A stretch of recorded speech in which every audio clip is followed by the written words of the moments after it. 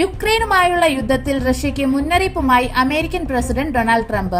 50 ദിവസത്തിനുള്ളിൽ യുദ്ധം അവസാനിപ്പിച്ച് സമാധാന കരാറിൽ ഒപ്പിട്ടില്ലെങ്കിൽ തീരുവ ഉയർത്തുമെന്നാണ് അമേരിക്കൻ പ്രസിഡന്റിന്റെ മുന്നറിയിപ്പ്. US രണ്ടാംഘട്ട താരിഫ് നടപടികളുമായി മുന്നോട്ടു പോകുകയാണ്.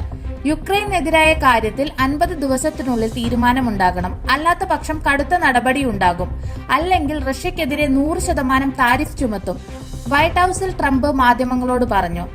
നേരത്തെ റഷ്യൻ പ്രസിഡന്റ് വ്ളാഡിമിർ പുടിനെതിരെ രൂക്ഷ വിമർശനവുമായി ട്രംപ് രംഗത്തെത്തിയിരുന്നു.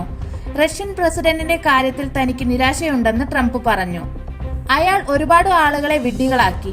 ബുഷ്, ക്ലിന്റൺ, ഒബാമ, ബൈഡൻ എന്നിവരെ വിഡ്ഢികളാക്കി, ട്രംപ് പറഞ്ഞു. എന്നാൽ പുടിൻ തന്നെ വിഡ്ഢിയാക്കില്ലെന്ന് അദ്ദേഹം ഊന്നി പറഞ്ഞു.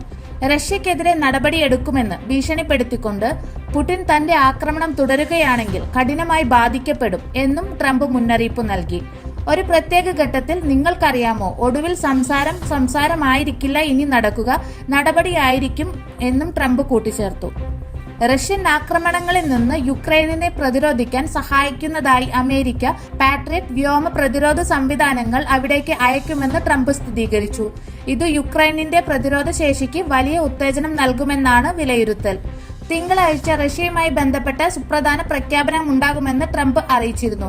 ഇതിനു പിന്നാലെ യുക്രൈന് ആവശ്യമായ ആയുധം നൽകുന്നത് സംബന്ധിച്ച് ട്രംപ് പ്രഖ്യാപനം നടത്തുകയും ചെയ്തിരുന്നു. നാറ്റോ സെക്രട്ടറി ജനറൽ മാർക്ക് റൂട്ടറുമായുള്ള കൂടിക്കാഴ്ചയ്ക്ക് ശേഷമായിരുന്നു ട്രംപിന്റെ പ്രഖ്യാപനം. നേരത്തെ യുക്രൈനിലേക്കുള്ള ആയുധ വിതരണം അമേരിക്ക താത്കാലികമായി നിർത്തിവെച്ചതായി റിപ്പോർട്ടുകൾ പുറത്തു വന്നിരുന്നു. എന്നാൽ അന്ന് ആ നിലപാട് വ്യക്തമാക്കാൻ ട്രംപ് തയ്യാറായിരുന്നില്ല. യുക്രൈനെതിരെ റഷ്യ ആക്രമണം കടുപ്പിച്ചതോടെ അമേരിക്ക നിലപാട് മാറ്റിയതായാണ് റിപ്പോർട്ടുകൾ.